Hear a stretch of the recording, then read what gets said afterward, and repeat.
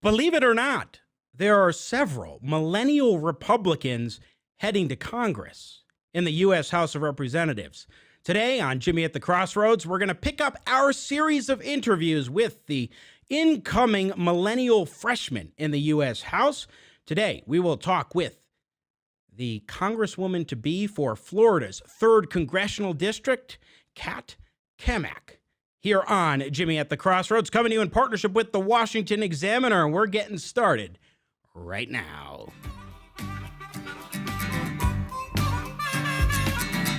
Gonna talk money, gonna talk politics, great for all generations. Oh, what a great mix, I said. Gonna talk money, gonna talk politics, great for all generations. Oh, what a great mix. I got Jimmy at the Crossroads, making sense out of nonsense. Come on, Jimmy, what you got?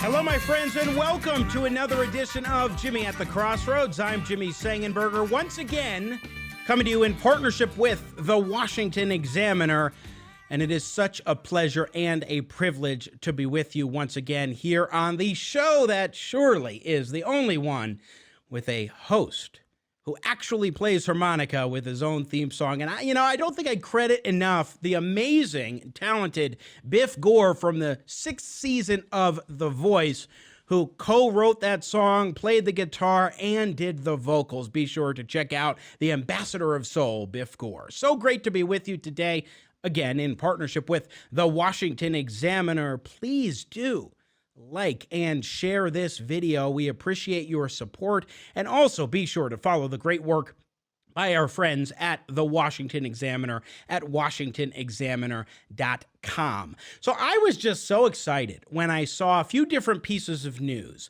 One, that there are, I think, 6 millennial Republicans now elected as incoming freshmen to the United States Congress, which is pretty exciting to me, especially given the notion that, millennials are not supposed to be conservative, supposedly. That's the conventional wisdom. And we keep seeing that conventional wisdom absolutely set aside each and every day with new inroads being made within the millennial generation. That was one exciting thing.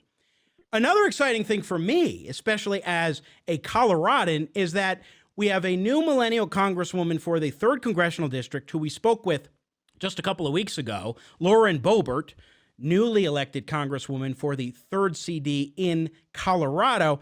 And then also now over in Florida, a Colorado native originally, was just elected as the new congresswoman for the 3rd Congressional District in Florida. And, I am easily amused, and it is just so exciting to me to have that. And someone that I've known for several years who joins me now, U.S. Representative-elect for the 3rd Congressional District in Florida, Kat Cammack joins me here on Jimmy at the Crossroads. Kat, welcome to the show. It's so good to have you.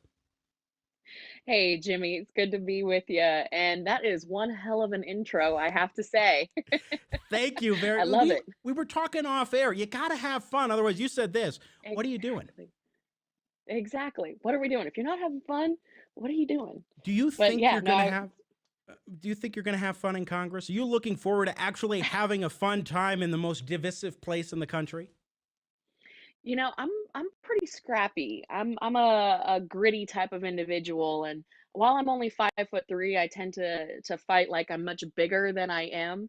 So I enjoy the fight. I enjoy the scrappiness of it all. So yeah, I think I will have some fun. Plus, like you said, we've got a lot of incredible people coming into Congress. You mentioned one of them, my friend Lauren Bobert, who ironically, she's a Floridian.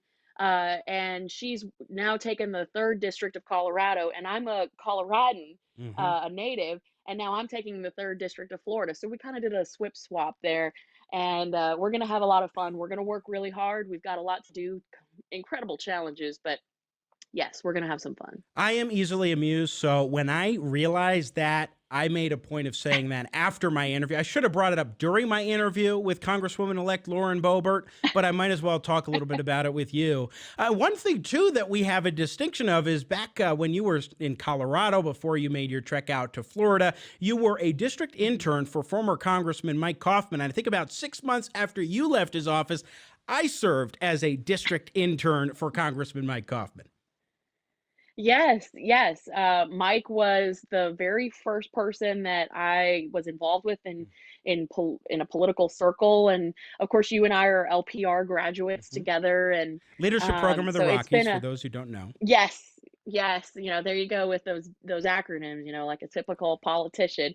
Uh, but it was that experience that learning constituent services and really understanding what a congressman or woman did was so instrumental in really kind of sparking that interest for me. And ironically, a person that I think you and I both worked with, Jeff Small, is the chief of staff for Lauren Bobert now. So a lot of alumni from the college days are making their way through the hill, and a lot of good Colorado representation happening. Yeah, it's funny how that is. And now Mike Kaufman is mayor of Aurora, where I remain a resident, which I was so grateful when he got elected to that post. I was worried, and he managed to squeak that one out. All right, Kat Cammack, let's talk a little bit about your background now that you are a congresswoman-elect. It's always good to understand the stories that you bring with you when you're going into serving the people, in this case of the 3rd Congressional District of Florida. And you have a very powerful one, and I'd love for you to tell us a little bit about your background and experience.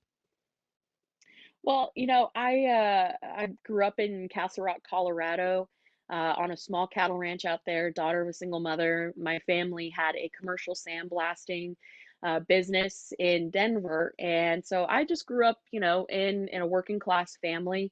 My mom worked very, very hard to support my sister and I, and it was really that experience of growing up in a small family-owned business, and in particular, a construction type of industry, that I really started to understand how regulations were having an impact on everyday Americans that were just trying to make a living. And that was kind of the training ground for my involvement into politics. But it wasn't until April of 2011 that we got the news that because of an Obama era housing program, this legislation that had been passed, we were actually losing our home. And it wasn't a program that we signed up for or anything like that. It was actually legislation that had been passed that was bipartisan in nature, and it incentivized the banks. Any bank that had any sort of mortgage portfolio, they were taking advantage of this legislation that basically said, if you lose a loan, we'll give you some taxpayer funded credits. And it became a huge scandal and a big scheme where the banks found out pretty quickly that they could make more money pushing people out of their homes versus actually fighting to save the loan and really help remodify in the wake of the '08 recession. And that's when my family and I, we found ourselves in an extended stay motel, and we were homeless for quite a while. And that's really when I made the decision that, you know, running the family business just isn't in the cards for me right now. I can either put my head back in the sand and go about rebuilding our life, or I can get involved and try to make it better for future generations. And so I moved across country. A family friend of mine had an uncle running for Congress in Florida, and they said, listen, you're not married, you don't have kids. This is a great time for you to get involved. Plus, you've got a lot of motivation right now to take on big government. And so I moved across country with just some clothes and some fishing usually, and showed up at 2 o'clock in the morning on Ted Yoho's doorstep. And we ran an insurgent campaign, took out a 24-year incumbent, and after that, I joined the official office, and I've been serving as the deputy chief of staff for this district since. So that's been my journey into politics. It is truly remarkable. I mean, you didn't give up one bit. And also, No. you recognize too that it was a big government policy of totally warping the incentive structures for banks that was the Yeah. fundamental cause of your family's personal crisis. Yes, it was very frustrating because as we were going through this remodification process, like so many other, millions of Americans go through all the time. We were going through this process, and I couldn't figure out why all this unnecessary paperwork was being requested, and how when we would send something in, they would request it several more times, citing that paperwork had been lost or this had been, forgotten, or something hadn't a box hadn't been checked. Well, come to find out, they were doing this to millions of Americans across the country. It was all part of a large scheme, which economics tells us that people and organizations and businesses will do what they are incentivized to do. Case, the banks were incentivized to push people out of their homes. It was far more lucrative on the front end than had they actually worked to remodify these loans for those traditional 15 or 30-year mortgages. And so, as I spoke to more people, they started seeing how incredibly destructive this legislation was. And there was only a few members of Congress that were really speaking out at the time. Patrick McHenry out of the Carolinas was one of them. And as I talked to people, I think Peter Boyles actually in Colorado, radio host there, he would talk about it. Tom Martino would talk about it. And I just got more and more enraged with how ridiculous this program was. Mm. And very few federal politicians were willing to speak out and even take action to try to fix it. So that's really where I became extremely upset with government and really have been motivated to make government as small and less intrusive as possible I, for the last several years. I think it is, first of all, just learning the right lesson is important because a lot of people chalk it up to, oh, it's just the banks and they're corrupt. Well, there are incentives that the government may put in place through faulty policies that totally warp how they conduct themselves. That's all too frequent. In fact, that's fundamentally what caused the housing crisis in 2007, 2008, in the first place during that time period. But also, I think the idea that you found a passion for remedying a wrong that you had personally experienced and knew that so many other people were going through, that was good. But also you learned a lot in terms of how the lawmaking experience works, how the sausage is made, how to fix something that has gone wrong on a fundamental level. And I think it seems to me that more than anything, it is that, shall we say, stick-to-itiveness, the willingness to continue to keep up the fight and not just give up because you've reached that adversity, that really is the most important thing, especially when you're a conservative trying to scale back something government has done as opposed to adding a new program. Absolutely. And if anything, that experience taught me throwing money at a program is not going to fix it. Throwing money at a problem is not going to fix it. And that's something that we should put on repeat and play on loudspeakers over and over and over again. I can't tell you how many programs I've come across in just my short time, both as a deputy chief, but also a candidate, where people just want to throw money at a problem. That doesn't actually fix it. 9 times out of 10, it's a band-aid. Instead, we need to address the root cause and really go after what is the broken piece that is causing these issues. And you can apply that to every single problem or challenge that we have in our country right now, whether it be our insane national debt and deficit spending, our broken immigration system, our broken healthcare system, you name it. The thing that I have found with Republicans and Democrats in Washington is that they seem to think money is the answer. And really, it's not. You can get creative. And one of my top priorities is actually rural broadband and delivering critical infrastructure for rural communities across this country, so that we have an opportunity to compete, whether it be through commerce, through education, or healthcare. Having that access to reliable high-speed internet is critical. But the government doesn't actually have to pay for it. There are private solutions that if we ease up some regulatory hurdles, the private sector will do what it does best. It will Mm. invest and it will really create something better that the public sector never could. So that's what I'm focused on as a legislator in Washington. Cut the red tape. That is exactly what needs to be done in almost every instance that you can find a problem. For example, telemedicine. When the pandemic hit, state after state after state had serious restrictions on telemedicine access that really was necessary in order for patients to communicate with their doctors amidst the COVID-19 pandemic, especially earlier on when we didn't have the kinds of treatments that we have now. And that's just just a fundamental example, as is the one that you just shared, for why we need to get government out of the way in so many of these instances. Again, we're talking with Congresswoman-elect Kat Cammack here on Jimmy at the Crossroads. And I want to ask you about, so much of what you're saying comes from personal experience, and you understand now, or you came to understand, how the world really worked in terms of government function and how government actually mucks up the system time and again. How do you think we can effectively get that sort of message out to our shared millennial generation in a way that will make more inroads with that generation? And where do you view millennials as being at politically right now, when so many have just written us off as socialists, especially in the era of, shall we say, a soon-to-be colleague of yours, Alexandria Ocasio-Cortez? Well, I think that we do get a bad rap. Millennials do. We absolutely have experienced incredible prosperity. We have seen things through a different worldview than previous generations. And so I think in that way we're different. But the thing that I hate is when people say, well, all millennials are liberals. Well, that's not true. I'm a walking, talking, breathing testament to a millennial actually being the youngest Republican woman in the country serving in the United States Congress. And I'm about as conservative as you can get.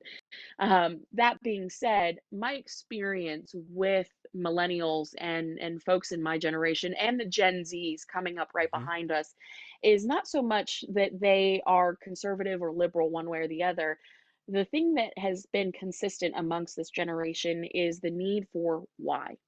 Mm. Whenever I have staff or interns or anyone that I'm talking to that is millennial or Gen Z person, I start with my explanation as to why I support this program, why I believe in the things that I do, because so many of the conversation have been had over the decades, over the years, has been, we're going to do this and we're going to do it this way, and we've always done it this way, and so we're not going to change anything. And we are, by our very nature, very inquisitive. And so once you name the why behind a policy, an idea, a position, people tend to come our way. And I think that that's been a failure of the Republican Party and conservatives as a whole, is we don't tell our why. We're very good when it comes to data, statistics, and really giving a very logical rationale for particular policies. But where we have really suffered is in giving our narrative and our personal testimony on all sorts of issues, whether they be fiscal or social issues. And so I am focused tremendously on giving that personal testimony as to why conservatives, people all across this country, should come to the conservative movement, because that's where we're going to find us winning them over time and time again. The data backs us up. We know from having been through this several times, people don't go into a polling booth and vote with their head, they vote with their heart. They vote because they feel that that person is going to look out for them, that they've got their back. And for too long, we've had a very cold, rigid approach to people and really communicating. So when it comes to millennials and those Gen Zs, we're going to be focused on why and telling our story and telling them why our positions and our policies are good for them. And so Mm. that's where we're going to be headed. I couldn't agree with you more. I have, well, at least prior to the pandemic, I was giving a series of speeches around this state of Colorado where I'm at, and you know so well, talking about how we can win over millennials. And one of the big things that I was talking about is how we need to make sure on the right that we don't dismiss issues that matter to millennials, but we talk about, and Generation Z that's coming Absolutely. up, but we talk about a better way and a different way to address those particular issues like climate change or student loan debt and so forth, and why we believe those ideas that we have and we espouse will actually improve those situations better than the big government top-down approach. And there really is, if you're just willing to actually take time for genuine conversation to connect and say, why do you think what you think? Why do you believe what you believe? Let me tell you where I'm coming from, and then have that kind of dialogue. That really can make those kinds of inroads in a profound way. I totally agree with you. Absolutely. And I love what you said, don't dismiss the issues that are important to them. Again, I totally understand, especially coming from a very deep red Southern dish point. There has always been a culture of, the patriarchs or the matriarchs of the family, and you just did what asked, or you just did what your did because his dad told him to do it that way. And so there was never really a whole lot of questioning going on. And that is really the difference between us and the Gen Xers and the silent generation, the baby boomers. I think that stark divide between us. And so there are some really uncomfortable conversations that I think conservatives have to have, as a party, as a movement, and really get comfortable in their position of squaring those ideas and those values with the Constitution that we all hold very dear. I say all the time, the Constitution is not a la carte, and there's going to be a lot of ideas and opinions that we don't agree with on principle or value. But at the end of the day, we take an oath to the United States Constitution, and we need to uphold that. And that is a very conservative position to take. And I think that conservatives can really win millennials over if they approach it from that side. And I also like to say it's about proposition, not just opposition. Don't just say no to Medicare for all or the Green New Exactly. Deal or other ideas. Have an alternative, because that goes to the why. If you actually say why you don't support a certain policy position, and then you also say, I have an alternative that I think is better, that dovetails in with that why of opposition, then it's a whole other ballgame, I think. Absolutely. And, I think that there was a missed opportunity that we had a few years ago with the defunding of Obamacare. Yeah. We had the White House, we had the Senate, we had the House, and we came with a plan that really was Obamacare light. And it didn't really get to the core issues, and we weren't able to articulate how our plan was better. And so, of course, it fell apart, and it was a failure that ultimately cost us the House. And so I'm hoping that really my role and the role of my colleagues, particularly my millennial colleagues, is that we can help leadership craft this narrative to explain why policies are better and why our plan is better. But if we can just start with articulating our plan, that's a good start. Just a few minutes more with Congresswoman-elect for the 3rd Congressional District in Florida, Kat Cammack, joining us here on Jimmy at the Crossroads. One thing that I did find striking is that I think, if I'm accurate in my count, I think there are 6 Republican millennials elected to the House and 4 Democrat millennials elected to the House, meaning actually more Republican millennials were elected to Congress this go around than Democrats, which flies in the face of some of that conventional wisdom that we were talking about. But you're also adding to the ranks of like an Elise Stefanik or a Dan Crenshaw or a fellow Floridian now, Matt Gaetz, in Congress. What does that say about the number of Republican millennials that are added into this mix that will now be increasingly taking the reins of influence? I mean, we saw, just going to the recent few years, the 3 that I mentioned, Representatives Stefanik, Gaetz, and Crenshaw, all have very high profiles. And I think it shows that there is a changing of the guard going in the Republican Party. Absolutely. Especially this class, the 117th, we elected, and by we, I mean America, elected a Republican class that looks like America. Millennials and Gen Zs are quickly, if not already, the majority of the voting bloc that makes up America at We this are, point. yeah.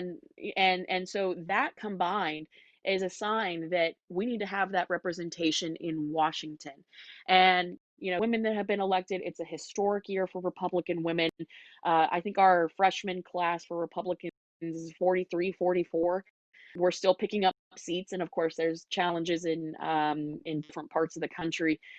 But again, I think that that is just so that the Republican Party is far more in step than the Democrat Party when it comes to really being representative of America as a whole. And it's reflected in our gender, in our backgrounds, our experience, our ethnic makeup. And the best part about it is that none of us campaigned on checking a box. We all campaigned on the fact that we thought we were the best person for the job and we had the best plan to move forward. Not one of us ever said, vote for me because I'm a woman, or vote for me because I'm young, or vote for me because of XYZ. It was Hmm. always about the experience and the ideas that we brought to the table, not because of what we looked like. And that, I think, is what is so special about the Republican Party, and in particular this class. And that really is the future of what we're trying to do in attracting people because of their ideas and because they are the best person for the job. Very well put. I couldn't agree with you more in that regard. And it is exciting to see the changing of the guard, so to speak, that is happening increasingly. And with this vibrancy and energy, too, like there is an enthusiasm among the younger members of Congress going in, particularly because of the experiences that our generation has had that differ from previous generations. And one thing that, before we step away from the millennial topic and ask you another question, I am very struck by the history of the millennial generation as far as the economic malaises that we faced. I mean, you look at the 2008 recession and what happened there, and a lot of the millennials being told, "Oh, it was the government. It wasn't the government's fault. It was capitalism's fault." When really it was the other way around. It was government's fault. We already talked before about the warped system when it comes to banking in this country, guided by the federal government. But then you're hit with that. Then again, with this COVID-19 pandemic, we're hit with another economic malaise, but this time I think it's even more apparent, at least to people who are paying attention, that it is the government that is perpetuating this. So the millennial generation has experienced a number of different economic sources of struggle in recent years that really fall at the feet of government. And I'm curious how you think we can really effectively articulate that message about how, yes, it actually is government's fault and we shouldn't be looking to it as a savior. Well, and of course, don't forget 9/11 Yes. and the Oh, dive that yes. our economy took immediately following that. And that's really where our family business, there was a lot of fear. There was a lot of fear in our country for our national security. There was a lot of fear for the young men and women that were being sent overseas to fight. There was a lot of fear for the certainty of the markets. And so in my lifetime, I just remember that being a turning point for us of seeing business and what was happening in our everyday lives being so impacted by the global context of what was happening. But I think all these challenges that we've had, these markets, these recessions, all this up and down roller coaster that we're experiencing, the thing that has been a constant is the ever increasing of our national debt. And it's turned into a situation where we consider it basically monopoly money. And when I talk to younger groups of kids, say, eighth graders, ninth graders, even elementary school kids, I always put this into context in a way that makes sense because we talk about trillions of dollars like it's, lollipops at the bank. Um, it is incredible to me that every man, woman, and child in this country is basically on the hook for $65,000 of national debt. And if there's one thing that is certain, it is the government will collect it one way or Mhm. another. Whether it is your future wages, whether it is through payroll taxes, they will get their share. I Mhm. guarantee you that. So when I talk to kids, I put it into context of, um, you know, a few years ago, we were speaking to this group, this classroom, and I said, at that point in time, the debt, I can't even remember what it was, but I said, that will buy you as an individual 360 pairs of brand new Jordans. And their eyes lit up and they said, "Oh my gosh, that's insane." And that was a way for them to wrap their head around the debt. And for us as millennials, we're just used to this narrative. We've become numb to it of, Yeah. oh, well, the debt's going up another trillion, another trillion. Oh, At I know. some point, have austerity measures in this country, and we are increasingly becoming dependent on the government. So, what happens when the feds adjust the rates, even a quarter of a percent? Well, considering that 38, 35% of our government spending is discretionary, half of it will go to our interest payments, the other half will go to defense, and government as we know it will cease to operate and function. The big spenders of our government money is Social Security, Medicare, Medicaid. No one has had the political fortitude to stand up and say it's time that we address the spending mechanisms that are on autopilot. That is a discussion that is going to be resting on millennials, because I Yeah. guarantee you, there's not a whole lot of generations that want to have that fight, but it's a fight we have to have, because ultimately, at the end of the day, it's us.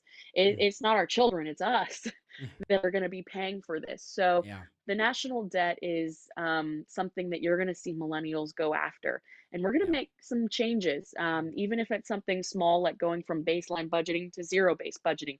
Simple things like that that really increase the transparency and accountability for government, and so people know where their money is going.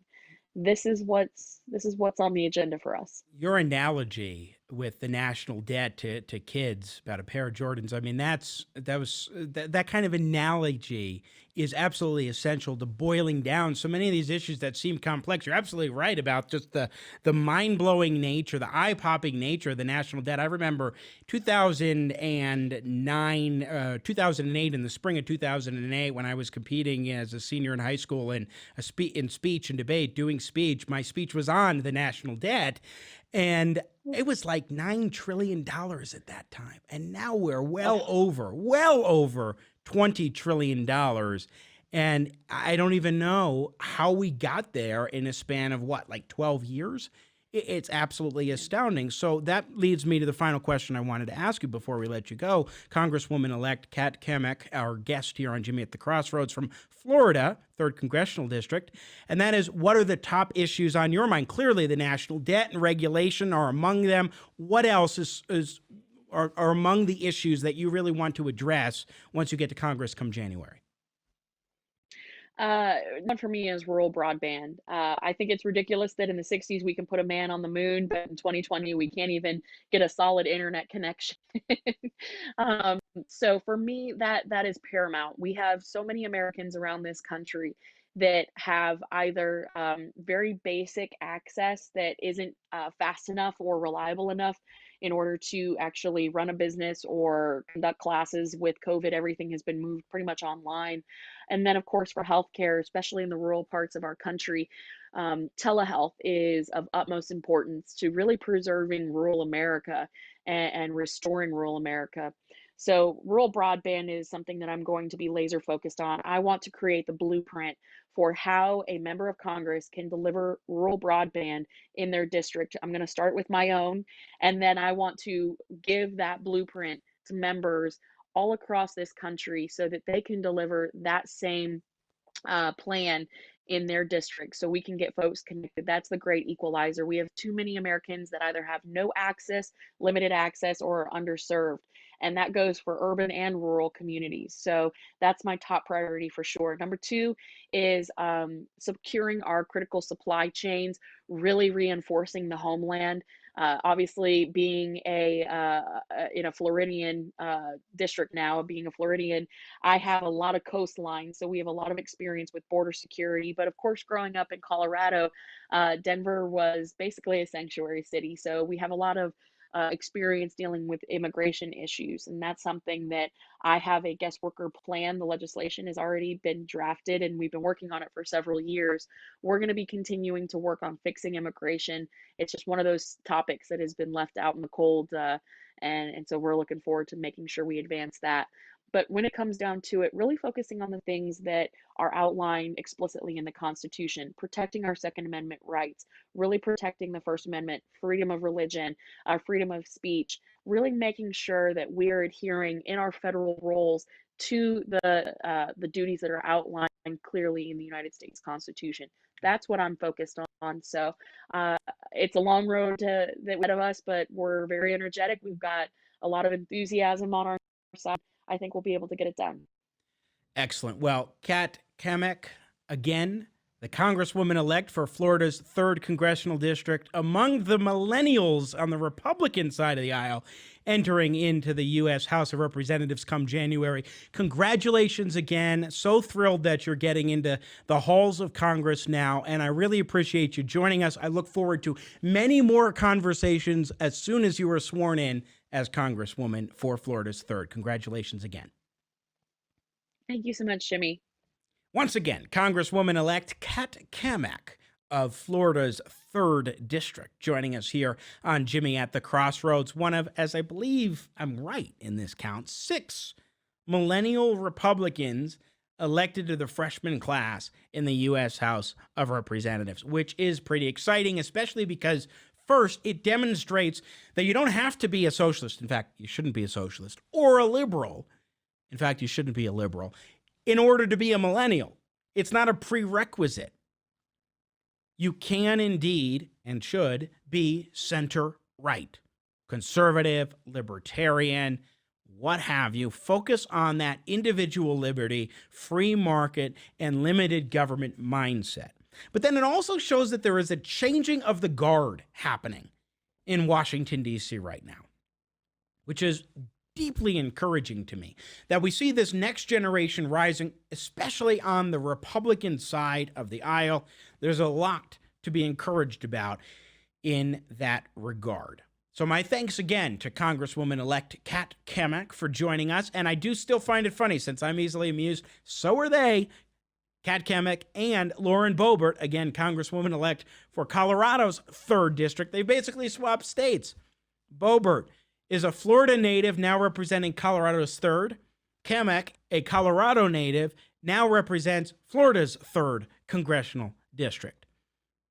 I just do find that quite amusing. And I don't think I'm going to get over the hilarity of it, just because, again, I am easily amused. Well, that is it for us today here on Jimmy at the Crossroads. My thanks again to Congresswoman-elect Kat Cammack for joining us here on Jimmy at the Crossroads today. I also want to thank our friends and partners at the Washington Examiner, and of course, most especially you, for watching, subscribing, liking, and sharing our content, whatever we're producing here on Jimmy at the Crossroads. And by the way, quick reminder again, that we do have now the Jimmy at the Crossroads podcast on Spotify, Apple Podcasts, Google Podcasts, and TuneIn. We're still catching up the episodes, but I would love and appreciate if you could subscribe to whichever platform is your favorite, or if you're on any or all of them, as many as you have an account for would be appreciated. Again, Jimmy at the Crossroads podcast on all 4 of those major podcast platforms, and we may expand beyond there as well to other platforms. We'll see.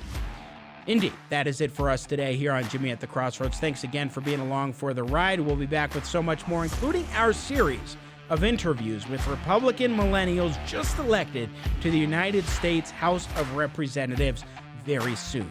Be sure to tune in for more of that. Have a great day, and as always, may God bless America.